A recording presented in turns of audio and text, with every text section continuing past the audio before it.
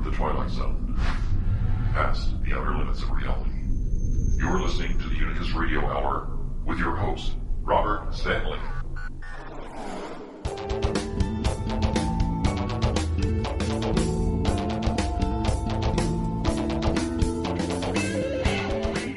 Good evening, ladies and gentlemen, and welcome to another episode of the Unicus Radio Hour. I'm your host, Robert Stanley.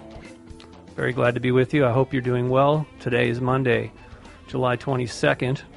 This is a pre-recorded show. However, I will be on later, much later tonight with George Norrie on Coast to Coast AM. Hope you can tune into that. Should be quite an interesting conversation. As usual, our sponsors are OfficeMaster.com, the best chairs that money can buy for your office, in my opinion, and I do have 4 of them. But please do yourself a favor. Ergonomically, these chairs are designed to actually, be supportive and keep the blood flowing. That's very important. OfficeMaster.com. They're in Prescript Assist. Just Google it. You'll find there's various distributors and 29 different strains of beneficial bacteria for your second brain. Some people call it the solar plexus. So check that out. And New Dawn Magazine, I have an article coming out, when is it? Next month. Well, we're almost there. August 1st is what the editor told me. So that should be interesting. And really looking forward to that. It's going to be an interesting. In fact, that's what we're going to be discussing on Coast to Coast tonight, are these various portals around the world that lead to other worlds. In fact, what you're listening to right now is called Wonders of Other Worlds by Kevin MacLeod. I don't know how that just came up automatically on my iTunes. Gee, what a coincidence. Anyway, tonight our special guest is Andy Porter. He's back because, I wanted to update him on my condition, which he has assisted with. He and his guides have been very kind to assist me in my healing process with my formerly broken wrist, which now seems to be quite better, and I'm glad to say. So, without further ado, let's get Andy back up on the board here. Andy, how are you? Hello, Robert. I'm very well, thank you. And you? Doing much better, thanks to you and your guides. The arm seems to be moving. Oh, excellent news. Yeah, I mean, I really appreciate it. I mean, it's kind of odd to say that a crisis like that could actually have a silver lining, the dark cloud with the silver lining, so to speak. Mainly, that is the way things happen, isn't it, really? It Sometimes, is. Like the worst things that happen to you, when you look back, things that were happening to you that were very bad actually work for you in the future, just that you can't see that and acknowledge it at the time. Well, specifically, if I hadn't broken my wrist, I still would have talked to you on the show, but I don't think I would have asked you to scan me. I really don't. And I think I was extremely naive to believe that I was somehow capable of... sometimes you just need to have to... It's like, I can't repair everything on my car, right? So I take it to a mechanic. And essentially that was what was happening to me. I knew I felt tired, and I was having problems with my stomach, but until I asked you to scan me, or specifically what you asked me to do was ask myself, am I sovereign? And I was actually very embarrassed and shocked. The recording device kicked off at that point after I asked you to scan me. My recording device, which normally works, and it is working now, it kicked off, and I did what you asked. I asked myself 3 times, am I sovereign? And on the 3rd time I said no, and I said, what? And I said, hey, Andy, can I do this again? And you're like, no problem. So I did it again, and I got the same answer. I'm like, oh, God. And when I told you, you said, hey, okay, that would explain that dark blob I see hanging over you. So you were it's quite funny, isn't it, how it works, really? Well, you were kind enough to remove it, and I'll I've already mentioned it to you privately. I'll say it publicly for this audience. It made a huge difference in my energy level, and also the cravings are gone for sugar and caffeine, which I'm greatly appreciative for. So I've dropped quite a bit of weight just off my stomach. I mean, it looks strange. I'm actually a very slender person, except my my midsection was always like distended, like almost like well, and it was painful. So obviously these parasites, even though they're not in this dimension, they're certainly affecting things in this dimension, right? And they definitely affect more than I think any of us probably know, to be honest, really. Well, considering that most of us don't even think that they exist, yeah, obviously that's one of the great advantages that they have over us I think they've done a masterful job at stealth, this covert nature that they have. And of course, if you don't see something like that, then you don't think you have a problem, then you do nothing to fix the problem. And no, I think that's one of the things, isn't it? Is that all of us have sort of been conditioned, haven't we, through our social environment, schooling, and that sort of thing. That if you have a physical problem with your body, then it's a physical problem, and that's all it is. And you need to go and see, a medical professional. No one tends to look at the more spiritual aspect that contains the whole consciousness of a person, really. Right. That's exactly true. And believe me, I've tried many other ways to, even though I understand spirituality and metaphysics very well, there are times when even I forget or get distracted and think, well, if I just take this pill, or if I take, a long walk or something, apparently that wasn't good enough. So this, like I said, this little crisis, it absolutely got all my attention when the bones were breaking. It's like, okay, you can no longer ignore this problem. It does tend to bring it to the forefront of your mind, doesn't it, really? Yes, it is a very good wake-up call. I mean, there's no way to avoid or deny that. And it was one of the reasons I refused to take any pain pills. First of all, I think it's very dangerous because if you're numb, then you can actually, I think, make things worse. You can do things that can actually make the whatever damage you've done, you can actually make it worse. And so, but the other thing is the pain. Like I said, I think that the pain was there to get my attention, really for me to focus like a laser beam on my condition instead of constantly worrying about the radio show or whatever my family might need me to do for them. It forced me to slow down and to focus more on myself in a way that I'm typically wouldn't do. So, like I said, I appreciate your help, and I also know that my guides have been working overtime in some very astonishing ways, I must say. I have a feeling that a lot of people are having this right now. At least I was surprised. I was having all these flashbacks of my life, and I thought, what's going on here? Am I preparing to cross over? I mean, why? I thought this only happens when you die, I couldn't understand it, and I actually really didn't have much control over it. It was just randomly things were popping into my mind, memories would just get bubbling up. And then a few days into that, my wife said, you know what? I hadn't mentioned a word to her. She says, you know what's weird? She said, I'm having all these memories coming up to me, just exactly what I was feeling. And she looked at me and I go, well, me too. And she said, well, why didn't you tell me? I said, I didn't. Well, why should I? I mean, it's my life. Those are my memories. In fact, I don't even know why it's happening. She says, I don't know why either, but it's happening to me too. So I suspect a lot of people, there's some sort of shifting of consciousness that's going on. I can't imagine it's just my wife and I. Have you experienced that, or any of your the people around you are having this? Yeah, I've noticed actually that. Jane and I both, myself and my wife, have noticed those sorts of things because obviously, when you become quite sensitive to energy, you do notice that things don't seem the same or look the same or feel the same. And, I find personally now if I walk through areas that are quite negative, I actually feel kind of almost like glued to the spot, really, in a way of, you can't not notice it, so you need to do something about it and clear it. Yeah. But there's definitely a lot of things changing. And another thing a lot of the clients that I've been seeing have mentioned is that they're actually seeing what we call floaters in their eyes. Whoa. So you actually see like black stuff that's coming down, which to my mind is actually energy, because it happened to me years ago when I first went through my kind of spiritual awakening, really. Right. And the psychic I spoke to said, look, when I look up at the up at the kind of sky on like a clear day, I can see this black stuff that's coming down. And it's just slowly sort of making its way down, almost like little worms, really. Whoa. But they're not obviously solid black, they're just kind of like particles. And she said, oh, that'll never change now because, that's just the way things are. And I didn't really understand what she meant at the time.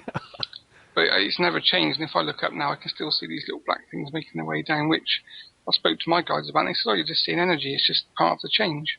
So obviously, if we're actually starting to see raw energy in its raw form, and as I said, a lot of my clients have mentioned the same thing and said they've got problems with their eyes. And I've said, no, actually you haven't. You're just changing and you're seeing energy. So, if anything, I believe our DNA has been corrupted so that we can't see beyond a very narrow band of the true full spectrum. We know it's there. At least what we've measured with our machines, there's a much broader spectrum of energy that our eyes, unless we're in an altered state or a heightened state of consciousness, we can't see it. We just don't. However, there's a technique I stumbled on one day. I don't know where this came from, but if you find yourself staring at a place where there's a contrast between, typically I really only can see this indoors, and this is why it baffled me when I first saw it, but I've been able to repeat this many, many times, so I know it's really something to it. Anyway, if you're, let's say, there's light in the room, but there's, let's say, a dark wall behind it. What you will see, what I see typically, it looks like a mist that has a sporadic speed. It sometimes it'll speed up, sometimes it will slow down. But I can actually see there's these tiny particles that are floating through the room at various speeds, but they're all the particles look the same. There's no way this is dust. Absolutely no way this is dust. And I can't imagine. I know the eye can see a photon. If you really look for it, you can actually see photons. I mean, this is technically what it says in the science books. It's obviously we're seeing photons. I mean, individual photons actually colliding. But what I found extraordinary about it was that there's sort of like the tide. It has this mist. There's an invisible breeze that's literally, and it's coming just through the room. Okay, it's not like there's a window open. There is a flow of energy that passes through everything. So I'm not even sure it's photons, because if you're inside, yes, it could come through a window, but it may be neutrinos. I mean, supposedly they pass through everything in the planet. It's just like it's not even there. But it's not pure energy. It has a very, very, very, very low mass to it, whatever that little charge is. It's passing through. So that was just something that, and I'm not sure what the value of that knowledge is, other than I think it's always best to be aware whenever you can, whatever that may be. Perhaps that is shifting too. Maybe we'll begin to see even more of that energy field, that I kind of think we're passing through it. Yeah, that's actually really fascinating, Robert, because Jane and I were sat outside the other day on the weekend, and it looked like it was raining. But as I'm sure you've heard, in the UK, we've actually seen the sun for more than 5 minutes. And we were actually both sat outside and looking out, and Jane said to me, look, it's raining. And I had a look, and we were looking at the contrast between the top of our shed and the sky, and you could see exactly what you just described. I didn't realise that's what it was, but it just looked like... almost like tiny bit, almost like you'd see if it was raining and you were inside, but we were sat out and the sun was out, there was no rain, it was fine. And I was looking around thinking there's got to be something coming down, so I was wondering whether it was, an aircraft that's spraying chemtrails or something, but there was nothing to be seen anywhere. It was exactly what you've just described, so that could actually be the same thing that you were just talking about. Yeah, but to me it looks like a very, very, very fine mist. More than just not rain. To me, when you say rain, I'm thinking, drops. These things the drops are incredibly fine, like just a super fine mist. Yeah, that's exactly what it was. It was like a sort of like a dewy kind of misty type thing, but she actually thought it was raining initially. I see. Okay. Yeah. Well, okay. It's just a slight different termination or words. You should. Maybe the explanation wasn't that good, but it's more or less exactly what you've described, really. Yeah, I think anybody could see it if they're looking for it, and even if they're not, they might see it and dismiss it as nothing, like you said, or it's just whatever. It's some moisture in the air, but it's not, because it couldn't be. How would it be in the house? It's not like, you know what I mean? Because I can see it. Exactly. I can see that anytime if I want to, but most of the time I'm not sure what the value would be of it, so I don't bother. But I've proved to myself that you can see it just about any time under the right lighting conditions. It's always there, always there. So that to me, it means that we are. Well, I know that the entire solar system is inside a bubble of energy called the heliosphere. But as I think I mentioned to you before, our solar system has entered a large cloud of charged particles. I mean large meaning it's probably going to take us 200 years or more to transit through it. But we're in it now. Back in the 60s, we were just on the edge of it. We are totally in it now. And it's one of the reasons that the weather has gone completely bonkers. I mean, that's really the main reason why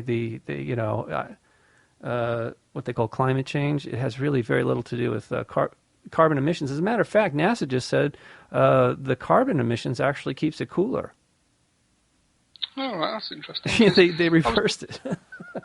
Yeah, it's funny actually, because I was talking to my guide Chen, yes, probably a year ago when I was busy writing the book, etc., and he said to me at the time, they've got it all wrong. It's not global warming, it's global cooling. And he actually said to me, which at the time I wasn't really sure of, but he said, we're actually going to go back into an ice age. And he said it's initially a little bit of a warming, but it's going to start to get colder, and we're going to start moving back into an ice age again, which obviously goes against the total kind of flow of information that we've been provided with, really. Yeah, but I've seen other people say this. I mean, scientists are saying the same thing. Not all of them, obviously. There's still quite a bit of controversy, but most of those models that were put together about global warming were actually fake. Those were, for whatever reason, those were concocted by people that apparently had some sort of agenda. I'm not sure exactly what it was or why they would do that, but that was proven. The emails were actually leaked. I think it was over in the UK. I'm trying to think what was the university that came out of it. Anyway, so much of everything that we get these days is utter nonsense for one reason or another. Well, I think that's the thing as well, isn't it? When you hear the news now, if it's coming off mainstream, I tend to invert it. So whatever they tell me, yeah. I work on the complete opposite theory. Yes. Which is obviously another way of looking at things, really. But I kind of work on the fact they're never going to tell you the truth, so you may as well just invert whatever they tell you, and you're probably somewhere nearer the truth, really. Yes. I can't tell you what's been bothering me. I forgot to mention your website is Andy-Porter is It is, yeah, andy-porter.co.uk. Okay, let's do this slowly again. Andy-Porter.co.uk? It is, yeah, that's correct, Robert. Okay, good. Just want to make sure. Or just go to Google and type in Andy Porter Psychic Surgeon, it'll pop up. Oh, that's right, Psychic Surgeon. Yes, the cleaner. Yeah, the cleaner, yeah, exactly. Good for you. Yeah, that's the height of my advancement.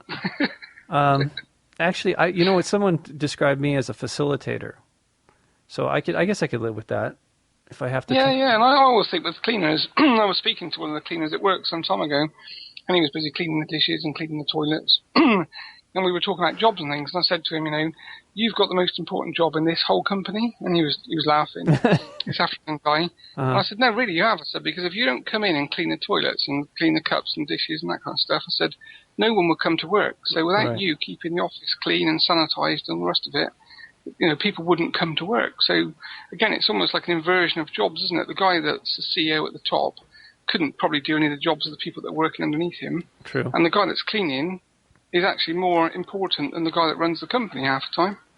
It is, but I think that's part of the problem is that we tend to look at things as very much divided when there's actually a synergy going on, that it's a team effort,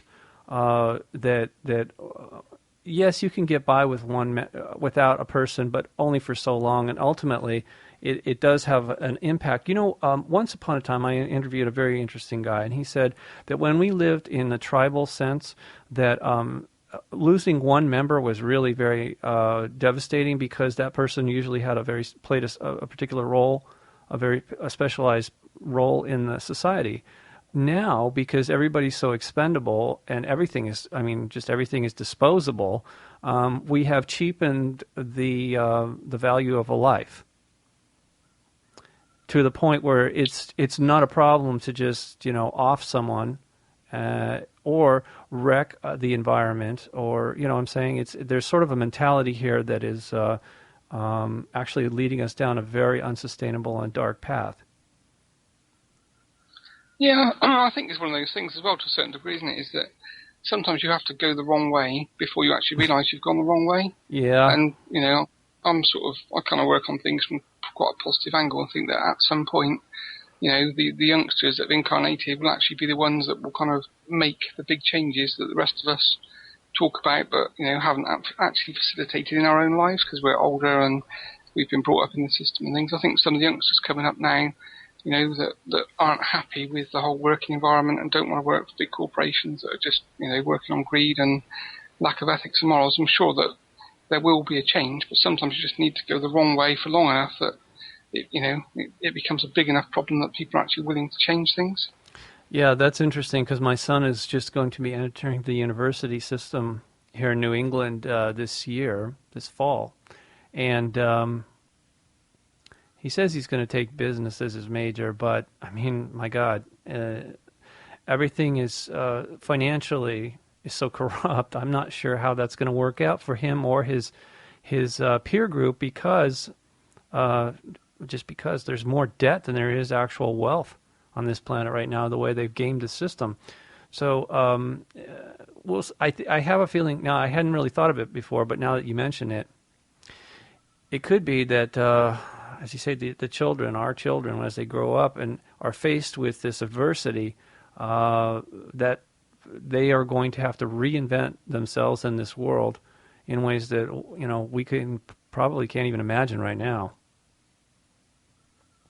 Yeah, I think that's where it'll come from. I think that the new children that are different, they've got different mentalities, and they'll look at the way the current system, as you say, has been rigged, and the whole banking interest phenomenon is out there. Most people understand it now and start to work with it as well, don't they? So lots of people I know are kind of changing their banks to ethical banks and dropping banking from some of the more dubious banks and looking at money as energy rather than just as a form of transfer of wealth. So if you actually work on the concept that energy is, money is energy, then if you're earning it in the right way, it's going to be positively balanced. If you're earning it through greed and corruption and misery in people's lives, then obviously it's going to be negatively sort of biased. Right. So in a way, if you kind of change the way you actually think about buying and selling, and also, with the internet, if you, I read things and listen to websites and stuff, and if I enjoy what I read, I always pay a nominal sum just because, again, it's a transfer of energy. So I've listened to your radio show, so I've paid, a few dollars or whatever it is to actually listen to it. So it's, I think you've got to get to that sort of ethical balance point whereby, when you enjoy something that's given for free, then if you kind of transfer energy in the form of money or whatever else really, then things will actually change in a much more positive way. Yes, I agree, and thank you for your support. I actually thank everyone who has sent donations in.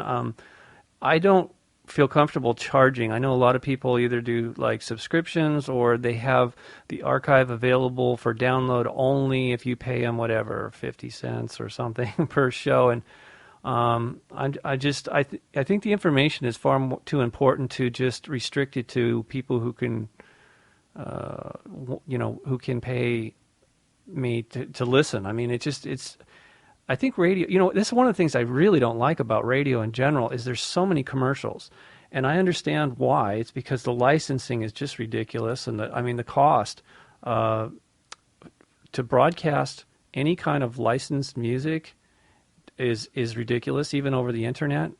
And the cost of a license to broadcast terrestrially it's a lot of money, and so there's all these costs involved. Fortunately, I've been able to keep my costs down as a streaming online radio station, but it just drives me nuts when there's constantly commercial after commercial after feels like 5 minutes before you get to the next whatever.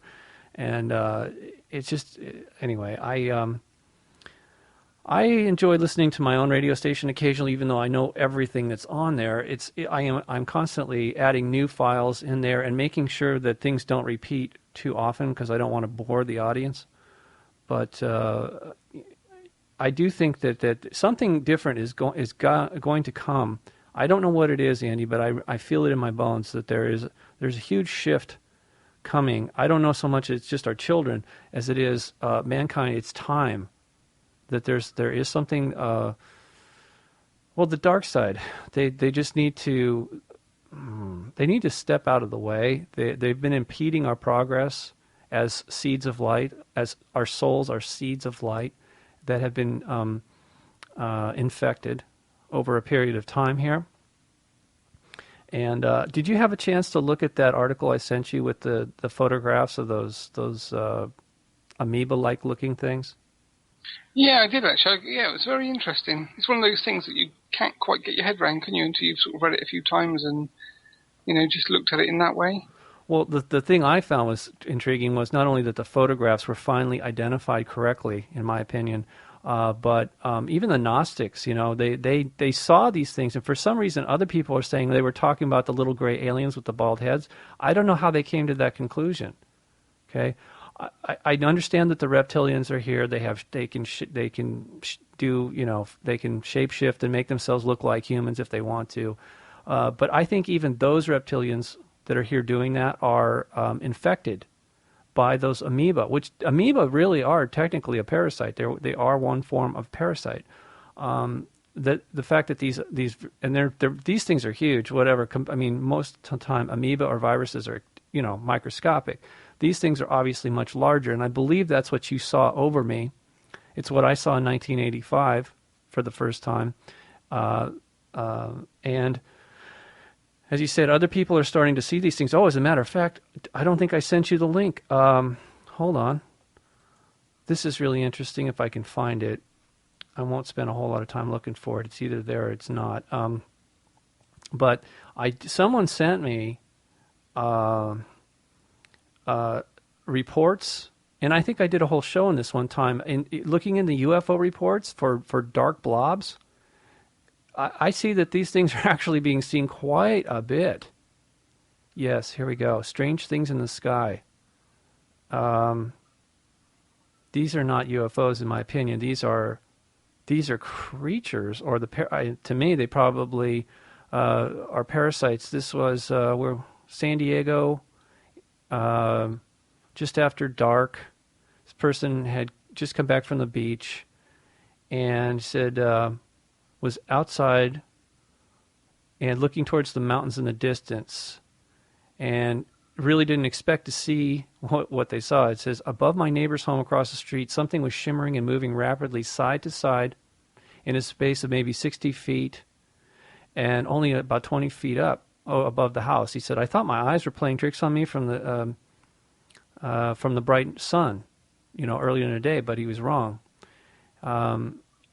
So he says, two shimmering, nearly transparent parallel lines about 3 feet wide in the air moved silently and quickly, side to side, in the faint glow of the streetlight. It was just wings and eyes, he said. Wings, but the wings didn't flap like a bird's. It was more like a dragonfly. But dragonflies don't have 3-foot wingspans, or fly at night, or display a kind of intelligence like this thing did. It said, This only took place for a few seconds, but he said he felt that the entity seemed to know that it was being watched and then stopped. Whatever it was, it halted its side-to-side movement and then focused on me, he said. And then he felt fear. He said he was gripped with the fear, and he felt the hair rise from his scalp to his ankles. He said, I wasn't sure it was a real thing. Then I noticed that it had big black eyes, and they weren't friendly eyes at all. So, I know what those things are like. This is exactly what Carlos Castaneda was talking about. They typically are only visible under certain conditions, and at night, that just after dark is one of the times when people can see them if they're looking for them. Well, even if they're not, sometimes it just happens. But here's another one. This one, let's see, where were the first one? San Diego, California. This one is in Oak Brook, Illinois. And This was a while back in 1996. But she says, as we approached our subdivision, we saw a large blackness in the air. It's about 8 feet in diameter, about 100 feet away from us, about 30 feet up, which is very low, but that's how they work. This is why Castaneda's called them the flyers. They look like a flat fish or some sort of insect that just kind of has very odd movements, but they are some sort of organic, intelligent life form in another dimension. Sometimes they can cross over, and that's what I'm trying to say to you. People do see these things crossing over. Apparently the husband also saw the black shadow. He said it had no specific shape and its edges undulated. According to the wife, as it flew closer, we pulled over to watch it. It was so low you could have hit it with a rock. They said it kind of looked like a pterodactyl. Totally silent, crept through the sky near the back of their house, moved in a perfectly straight line. And wow, God, this was close. It said the object then passed about 10 feet away from them while it was 30 feet up in the air and folded in upon itself and disappeared. Oh, my God. Oh, Jesus. Excuse me. I actually have a photograph like that in Washington, D.C. So when it disappeared, folks, it was going back into its own dimension. So they can cross over. Andy, I'm telling you, these things are here. And the fact that more and more people are seeing and reporting them, granted, that was 96, but I know it's still going on. I know it is. So that was Carlos Castaneda, was it? I'm just looking on the internet now, actually, just to see what the... It's on my webpage that I sent you, and he briefly described... Well, it absolutely freaked him out. It was sort of towards the end of his time, what do you call it? His lessons with, allegedly with this sorcerer, Don Juan. Oh, right. Yeah, Don I've heard Juan, of him, actually. yeah. Don Juan Matus, it's still unclear. I mean, I don't know how much of that is actual or not, but what I did find is that other cultures around the world at different times have described the exact same things. So how is that possible unless they actually exist? So yeah, exactly. Right, So anyway, so someone once said to me, if it walks like a duck and quacks like a duck, it must be a duck. Right? But it's taken me, since 1985, it's taken me this long. Actually, in 2011, when things really shifted, when I actually asked for help from the benevolent ones to help me get clear on this, because, I mean, I was utterly baffled by this. There isn't any one book that describes what's been happening here accurately, in my opinion. I just couldn't find it. And believe me, I've read hundreds of books on various issues looking for answers, and it just wasn't there up until the time I asked for assistance. And then it was really odd. I mean, I find myself reading Castaneda, which I'd read all back in the 70s, a book by a friend of my family's it's called Christ Consciousness Now by Norman Paulson. I read that, and suddenly, actually, I had to, even now, even though I read it back in the 80s, and I read it again probably in the 90s, I read it once. But after 2011, I bought another copy, because I tend to give my books away. And I read it like 3 times in a very short time. I mean, what I would do is I would go back and read certain passages. I'd read them over again. And finally, it started coming to me. I mean, in ways that was just shocking to me. I mean, as this was all unfolding, finally starting to come together in my mind. I mean, I'm in the shower one morning, and suddenly it hit me. Oh my God! I've seen. Not only have I said I've seen pictures of these things before. So as soon as I got dried up, I ran into down to my studio, looked it up. There was the pictures, and I started typing furiously. And that's that article that you have now.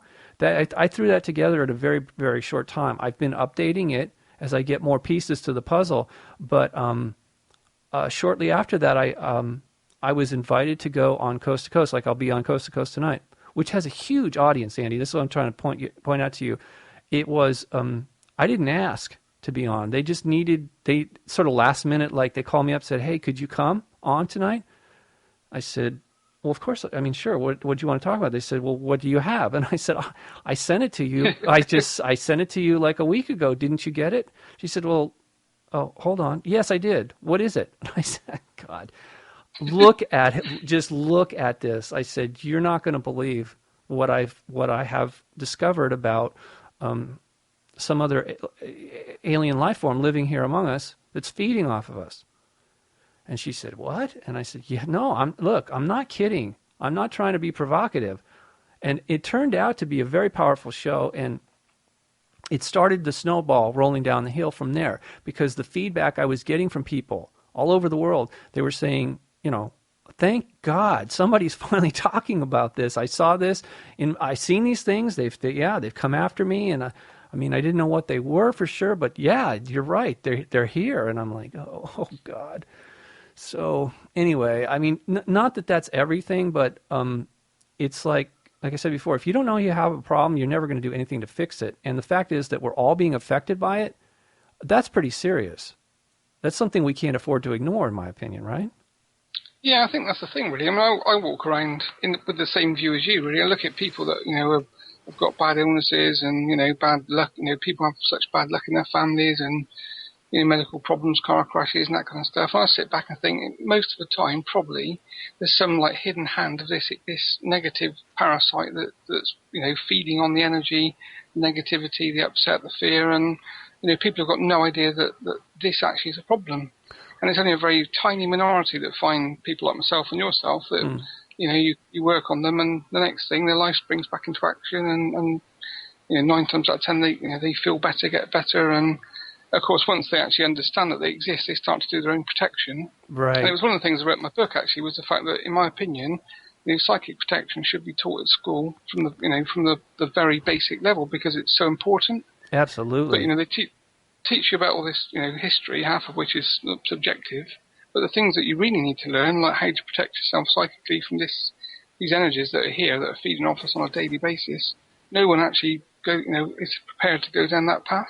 Right. And that's, yes, as a matter of fact, one of the really profound things that you taught me in the process, when you asked me to ask myself internally, am I sovereign?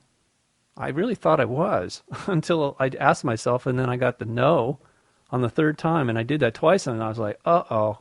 Well, that explains why I thought, I felt like I was literally being tripped on the tennis court. But anyway, so now that I am clear, and I want to remain clear, I did use some of the sea salt, as you'd recommended, around the bed, it's fine. But I think one of the most important things, because consciousness is everything in my book. And so I say to myself at least once a day, I am sovereign, I am sovereign, I am sovereign, so be it. Yeah, and intent is the key to everything, really. It is. That's one of the things. I teach a meditation group on Tuesdays, and we do, one of the things I'm trying to teach them is to do the same things I do to a certain degree. Mm-hmm. Clearing negativity, and we bring up pictures of friends with negative stuff, and we clear it and ask them if they feel better, and, that whole thing, the whole kind of like mythology that I try and teach the people that come here is there's not a right way. Just do it whichever way suits you, because it's your intent that's the key, not what I tell you to do or my method works for me. Right. You've got to find your own method. And I, same as you, I believe that intent is everything, basically. It is. And, the thing is, as I was saying earlier about these things impeding our growth, that as we recover, as we regain our health, and first of all, recognizing what's wrong with us, the illness, these things are infecting us and affecting our behavior.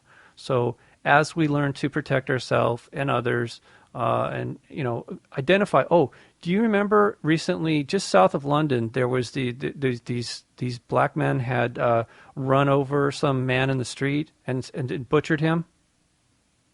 Yeah, that's right. I do remember, actually. Yes. Oh my God!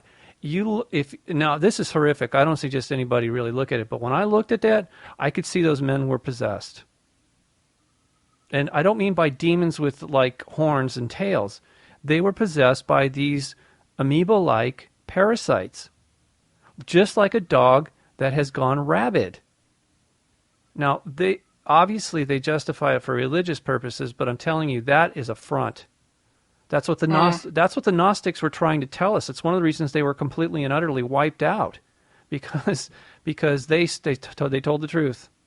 Those of them that could see this clearly, and they were trying to warn their fellow man that we had been invaded and we were being manipulated, that religion was actually just a front, organized religion on. Well, look, there are some good aspects to religion, but generally speaking, it's all about manipulation and control. And obviously, you see, I mean, in the extreme examples, you see Christianity. They were murdering each other, even, right? Different groups saying your version is wrong, our version is right. You convert or we'll kill you. I mean, really? You have to burn people to death in order to help them out? I mean, what kind of insanity is that? It doesn't make any sense unless you put into the equation that these people are all infected and that they've all become like cattle, where they're being literally they're providing food, an energy source to the parasite. So it's time for this information to be taken seriously. Obviously, you can't force this on someone, but I think the more that it's being put out there, it's one of the reasons I've been working extra hard, 5 nights a week. It's not that big a stretch, but I'm not only doing my show 5 nights a week, I'm actually doing other people's shows to make sure that the information, enough of it, what do you call it, priming the pump, getting, what do they call it, inertia. That's what I'm trying to say. Get the inertia behind it so that eventually we'll reach a tipping point in our consciousness where enough people become awake and aware and start actively healing themselves, right? Well, I agree. I think that's the whole point, isn't it? All you can do is basically broadcast information, which everyone is bound to laugh at initially, because if it's the first time you've heard it, then society has conditioned you to not believe that. So you're obviously going to laugh and think everyone's crazy. But as you kind of start to progress down the path, and if you do your own research and start to actually look after yourself, you start to realise that this is actually true. And the reason it's poo-pooed so much and people laugh about it is because it's the best way of hiding information, isn't it? Well, to make fun of people that stand up and say, I can see this, or I do this, or I do that. The main society looks at you and says you're crazy, absolutely mad, you need to be in a home somewhere. It's the best form of defence. Because it is a case of like the cattle kind of like manipulate themselves. You don't need the sheepdog, do you really? Because the sheep are all lumped together and one's looking a different way and the rest just sort of pulling back into the fold as such. Yeah, well, one of the things that Castaneda is, I'm trying to find it here, what Don Juan told Carlos allegedly was, how can you ask your fellow man to, first of all, believe that this is happening and then take action, become more disciplined, be impeccable. In other words, sovereign. He says, the average person will laugh at you, make fun of you, and the more aggressive ones, they'll beat the living bleep out of you, and not so much because they don't believe it. Down in the depths of every human being, there's an ancestral, visceral knowledge about these predators, what I call parasites, existence. So I find it fascinating that this information has been out there for quite some time in various places, but it's only recently is it starting to coalesce. And I think being presented, especially in my case, when you give people photographs and you put it into a context, it starts their mind. I think it really lights a fire in their mind to consider it more carefully instead of just dismissing it as, oh, this is ridiculous. What's he talking about? There's no invisible parasites. And I've even had a few people say to me, that's just a scapegoat. It's like it's some religious thing you're talking about, demons. I said, there isn't any demons. We can't see them, and so therefore this is just, you're trying to excuse bad behavior. And I did totally disagree with that. I mean, I know they're real. Other people know they're real. Maybe not everybody sees them yet, but at some point it's going to become very evident. Hopefully we don't wait until it's too late. But I think it actually, knowing this, it makes it even more incumbent upon us as individuals to act responsibly. Andy, in the Bible it says it admonishes us to love our enemy. You know why? It's because I'm sorry to get rhetorical questions to you, but what I see, okay. what I see is that instead of because, we're being provoked all the time. Right now, they're trying to provoke a race riots and wars here in America, which is utterly ridiculous. But some people fall for it. And the reason this is good advice, love your enemy, because the opposite of love, if you start fearing or hating other people, you're actually feeding the parasites. So on some level, I do think this is like alchemy, where, you're transmuting something like lead into gold. Lead being the frequency of fear and anger and all those negative emotions. You can transform them but you need to know the value of it. It's not just because, I want to go to heaven, so I'll love my enemy. It's a little more important than that. I mean, honestly, I think you can't get into heaven if your heart is heavy with negative emotions. I personally think you'll be stuck on the karmic wheel. That's my take on it. Do you see it like that?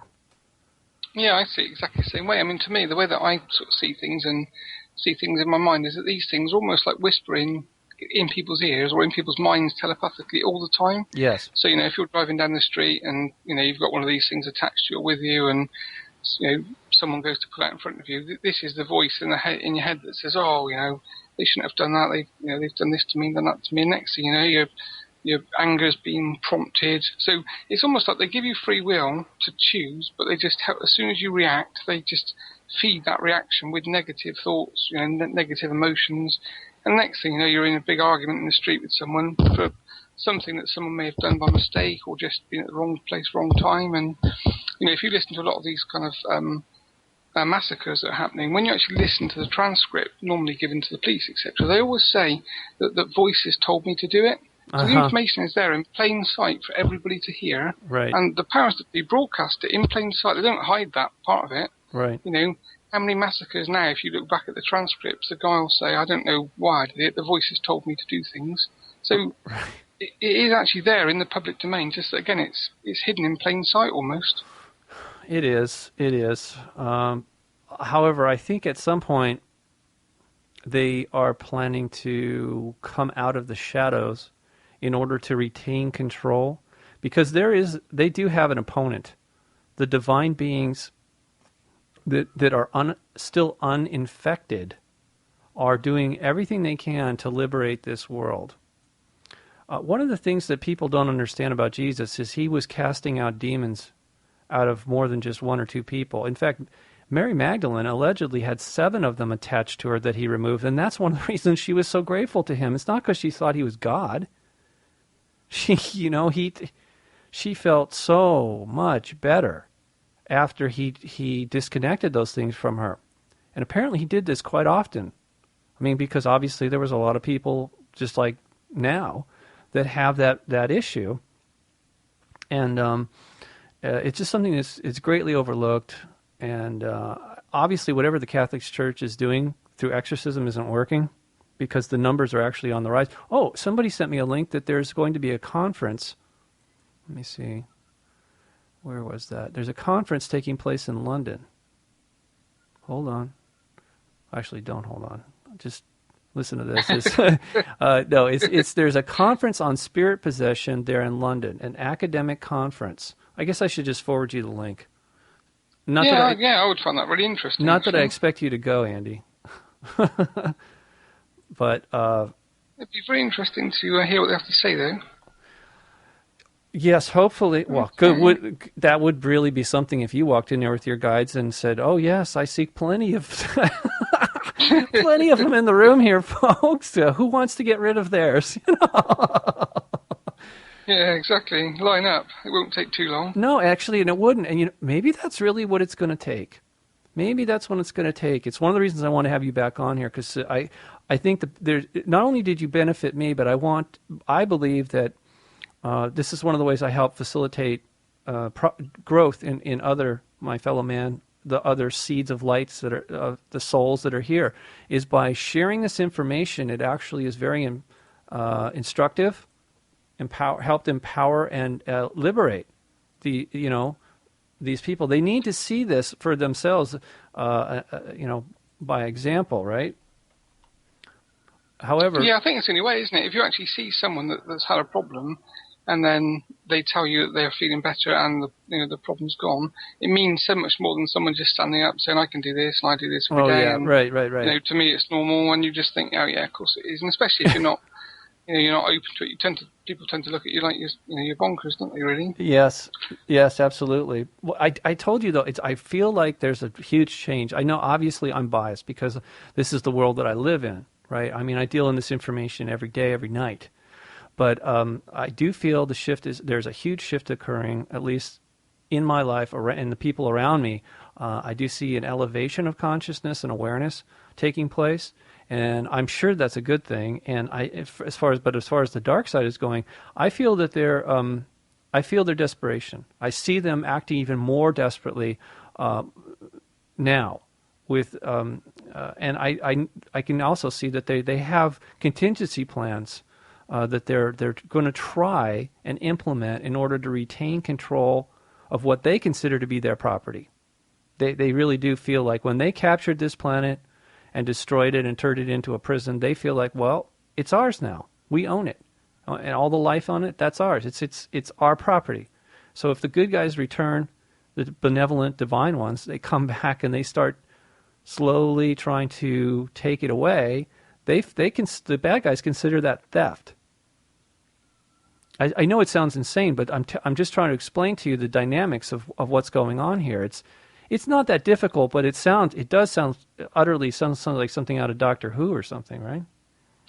I know. Well, I talk to these things, and like when I've got clients and things, I'm actually dealing with them. I actually talk through the person to these entities and stuff, and they're to be fair, most of them are like highly intelligent, and they're not angry and they're not aggressive and they don't threaten to do nasty stuff to you. Most of them you can enter into a normal conversation with, but they always say the same thing, which is, we were here before you. It's our planet, and you are our, like you said, you're the energy source, the substance, the cattle, and and we will always reign, basically. And as far as they're concerned, they treat us the same way that we treat our animals. That we would never expect our dogs to suddenly start to vie for position in our house, would we? And think, what's the dog doing in my bed? This is my bed. It's where I sleep. I'm the boss. The dog needs to sleep downstairs. Right. And that is how they really see things, and that's what they really believe is that we don't have the right to challenge their position, and they have the right to use us as their food, basically. And I've spoke to a lot of these things, and they always say the same stuff to me. Well, and I understand that. However, I respectfully disagree with them. Many of them are so many generations removed from the original events that brought them here. They don't even remember. In other words, it's sort of like a line from a political party. It's the talking points. It's not true. It just simply isn't true. This is not their planet.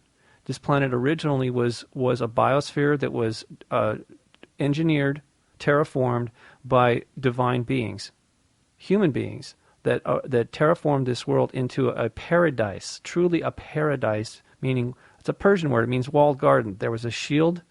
There was a transparent shield that enclosed the planet. The climate was controlled.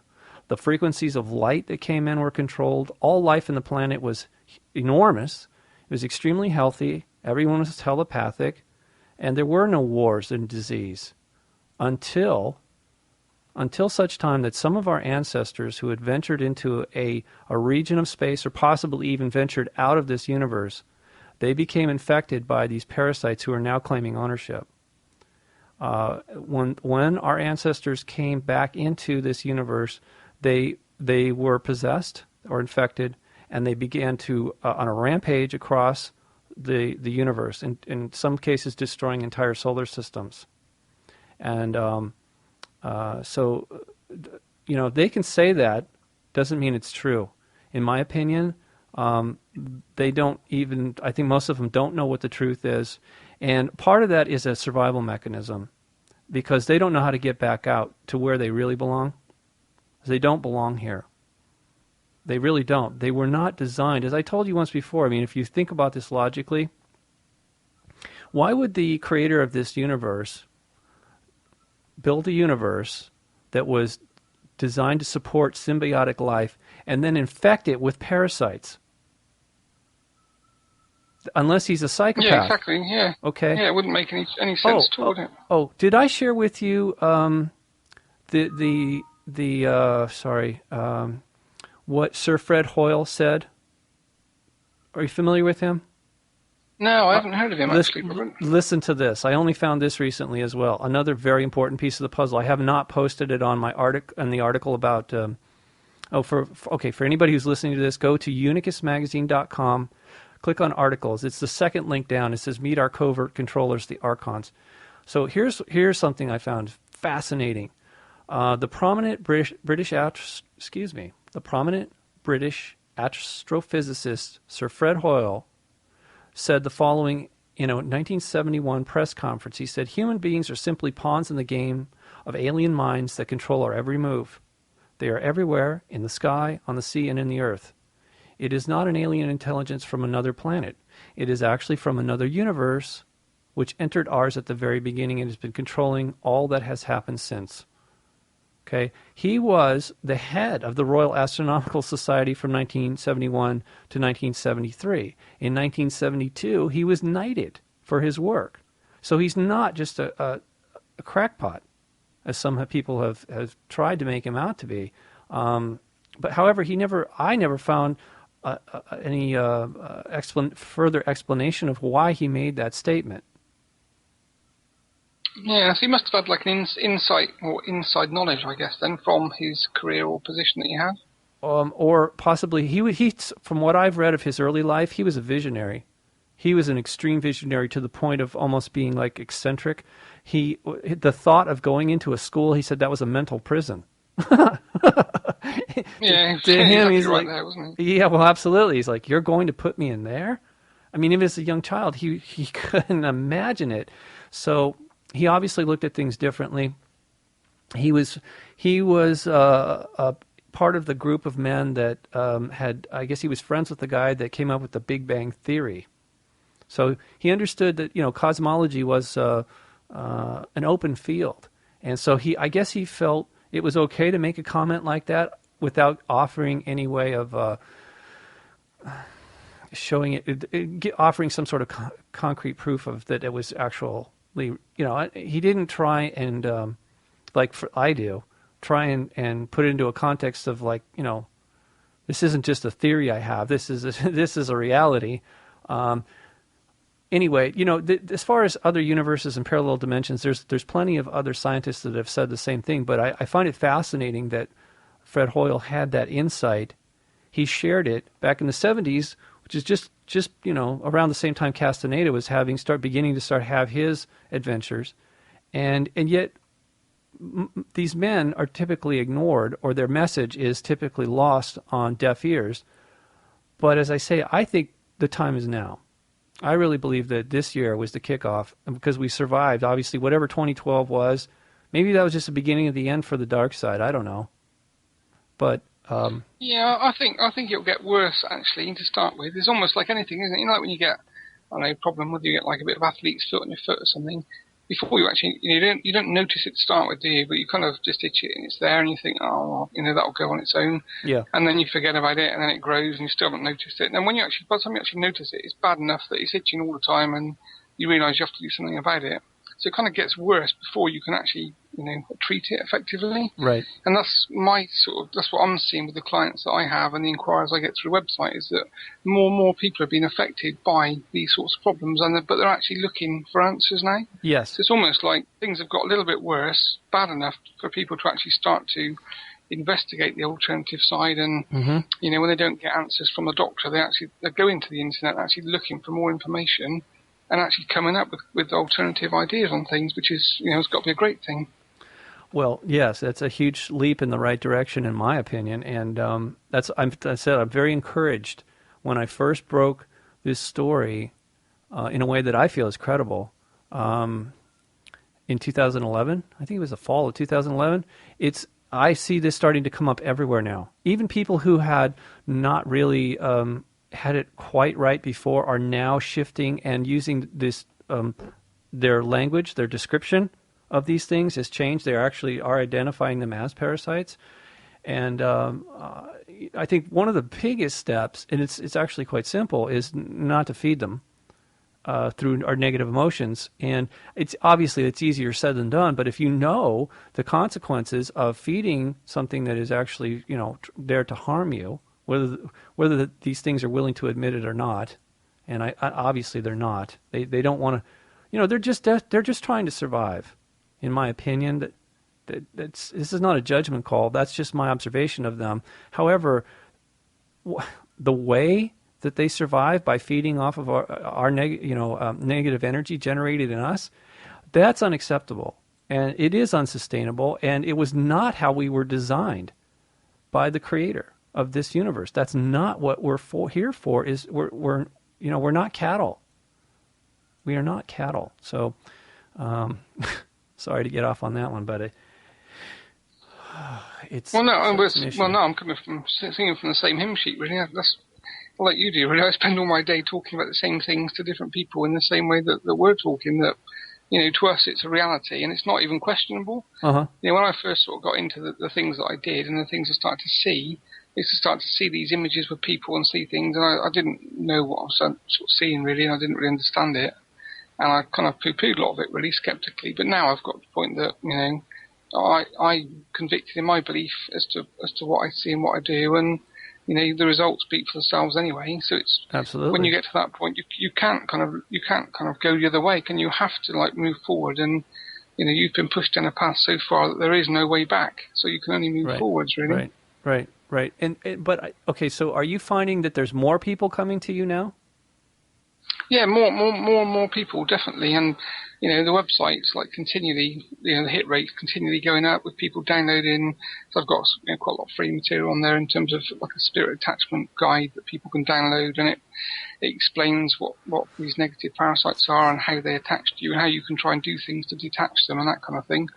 And I'm seeing quite a big uptake in people downloading that booklet and then emailing to say that it's worked or that they have more information. So I think, as you said, it's definitely changing, and people are definitely starting to realise that this negative energy, these parasites, do actually exist, and people like us are talking about it. And again, we've got some credibility in that we're clearly not completely mad. Well, no, and you're also having success clearing them away from. Disconnecting them from people who are being affected negatively, right?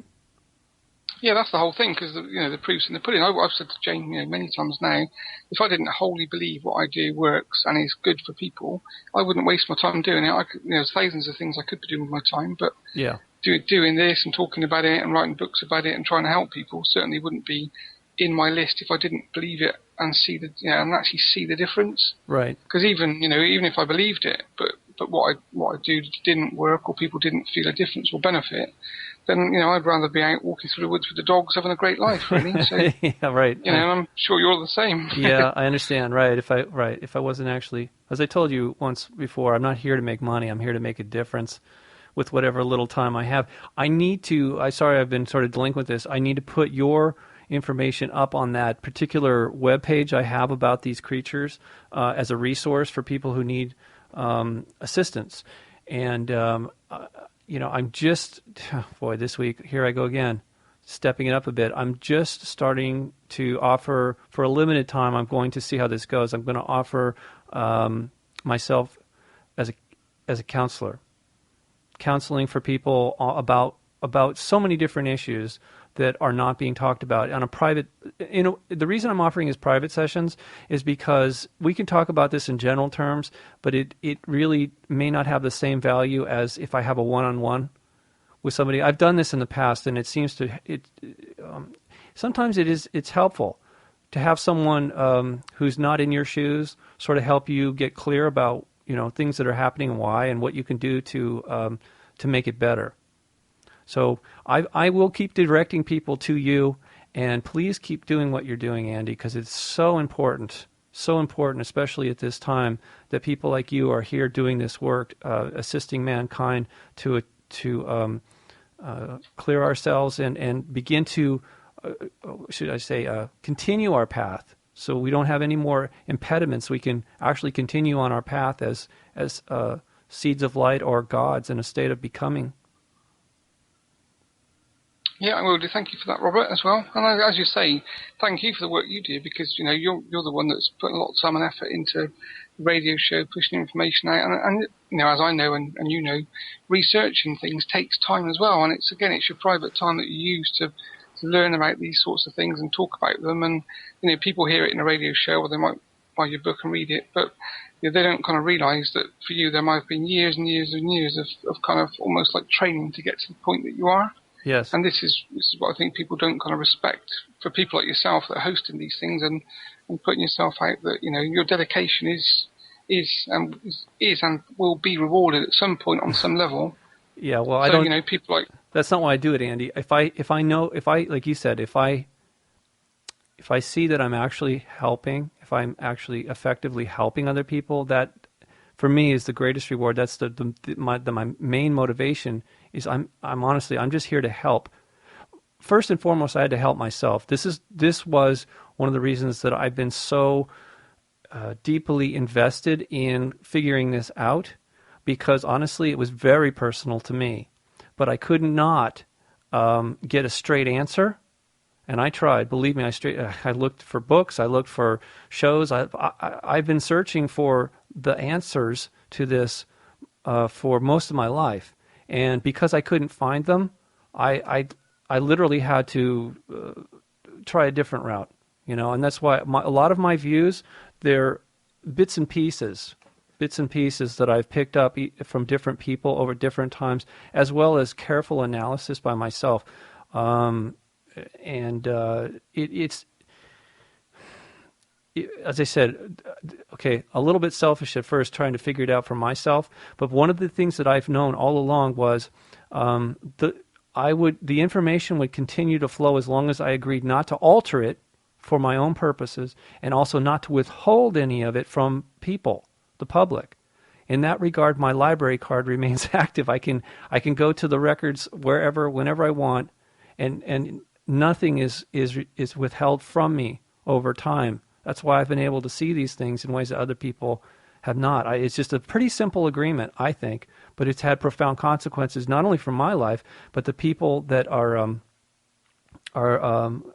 hearing me and also looking at the articles. In other words, I know. Here's what I always say. Although I talk about myself a lot, it's not about me. It's about us.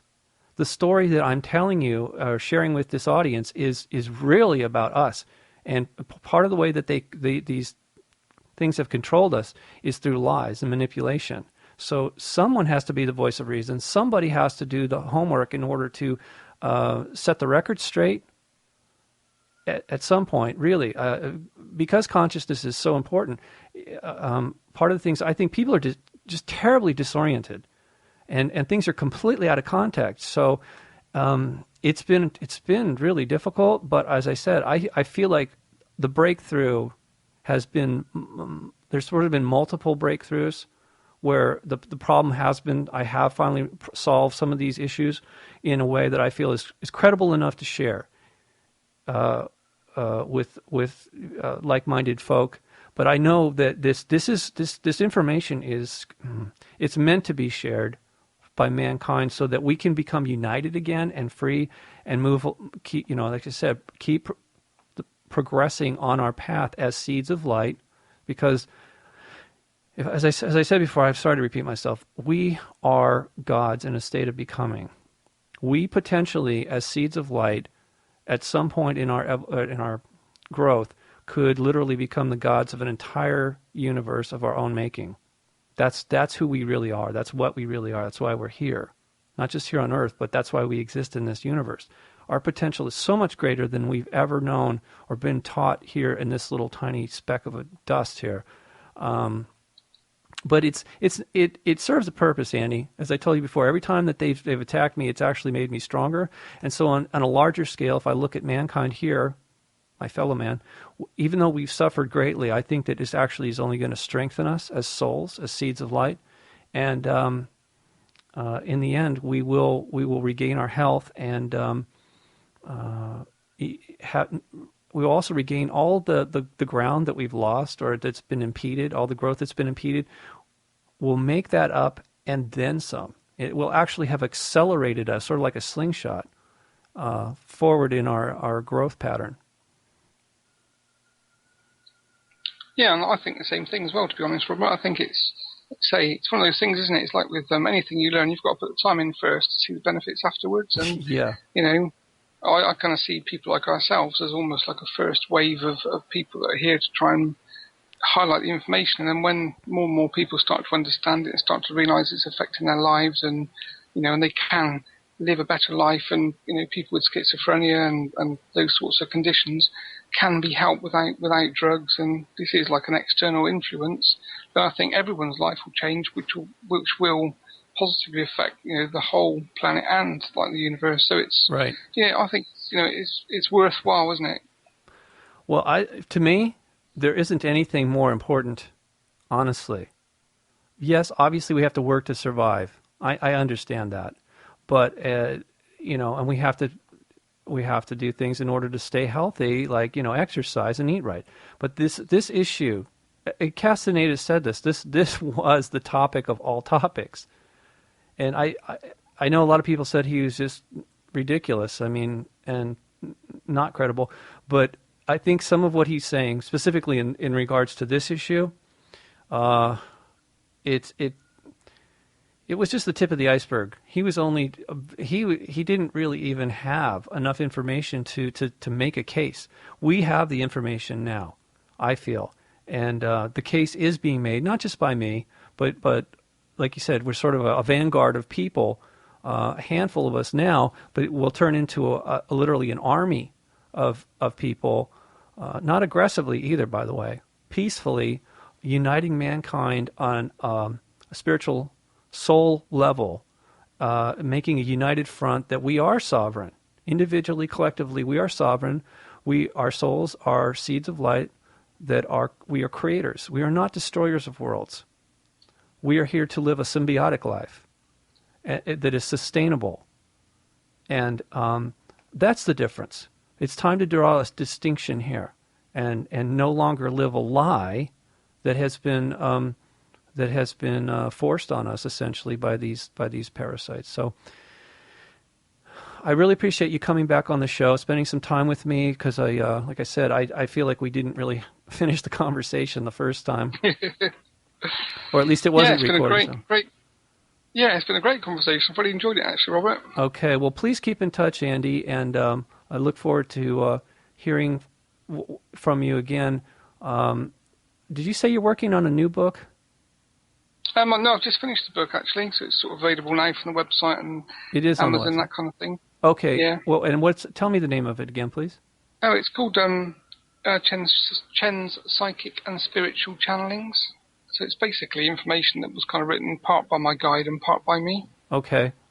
All right. So again, it's available if you go to my website, Andy Porter. Andy, let's give it again.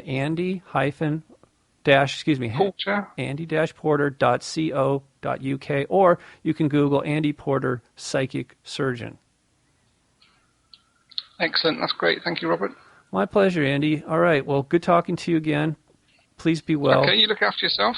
All right. I'll talk to you later. Take care. Okay. Cheers, Robert. Cheers. Bye-bye. Bye. Okay. I'm getting chills, folks. I'm sorry, but that was phenomenal.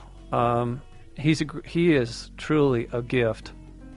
And his guides, Andy and his guides they're here to help. And I hope if you need help, I certainly hope you'll contact him. Or if you know someone that needs help, please consider contacting Andy Porter. And